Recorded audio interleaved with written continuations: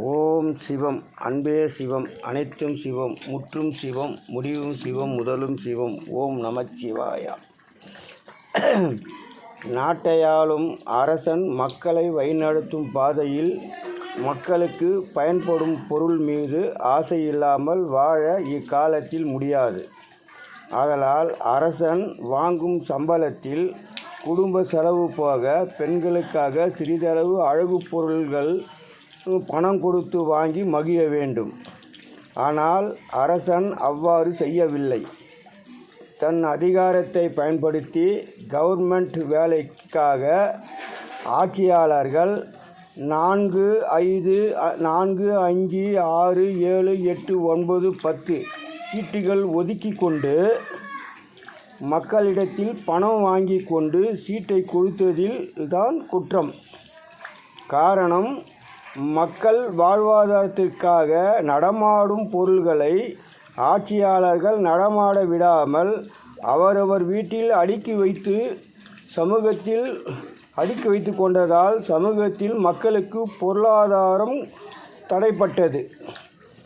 தடைப்பட்டதனால் விலைவாசி உயர்த்தப்பட்டது. விலைவாசி உயர்த்தப்பட்டதனால் உழைக்கும் மக்களுக்கு கொடுக்கப்படும் சம்பளம் மிக குறைவு காரணமாக மக்கள் கடன் வாங்கி குடும்பம் நடத்தும் சூழ்நிலைக்கு ஆட்சியாளர்கள் மக்களை தள்ளப்பட்டார்கள். சிலர் தற்கொலை செய்தார்கள். சிலர் மனவேதனை அடைந்தார்கள்.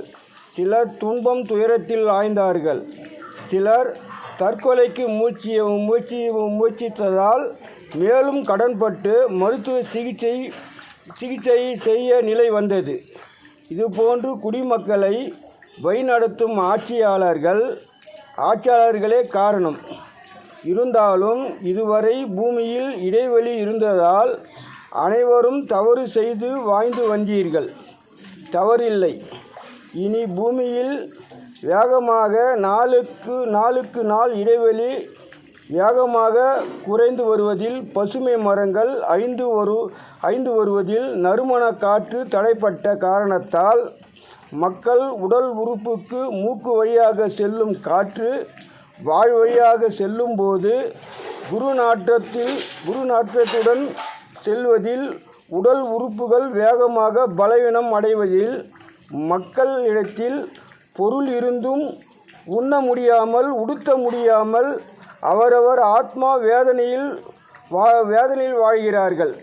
உழைக்கும் மக்களுக்கும் பல நோய்கள் வருகிறது. இதற்கு காரணம் பசுமை மரங்கள் வேகமாக குறைவதால். சாலை மரங்கள் அன்றிலிருந்து இன்று வரை சாலை மரங்கள் அழிவதற்கு காரணம் ஆட்சியாளர்களே. அவர்கள் அறிவு பாதை நேர்வழியில் செல்லாமல் குறுக்கு வழியில் சென்றதால் மக்கள் இந்த வேதனைக்கு ஆளானார்கள். ஆதலால் இன்று அரசியல்வாதிகள் அறிவது, அவரவர் தொகுதிக்கு சென்று குடிமக்களை சந்தித்து அவர்களுடைய குறைகளை அறிந்து வந்து தாலுகா பிடிஓ போன்ற நிறுவனத்திடத்தில் மக்களுக்கு சேவைகள் செய்ய வேண்டும். அதில் ஆட்சியாளர்கள் குறுக்கே செல்லக்கூடாது. நிறுவனங்கள் தவறு செய்தால் அதை கண்காணிக்க காவல்துறை உள்ளது. மக்களை காக்க நீதிமன்றம் உள்ளது. இனி இவர்களுக்கு வேலை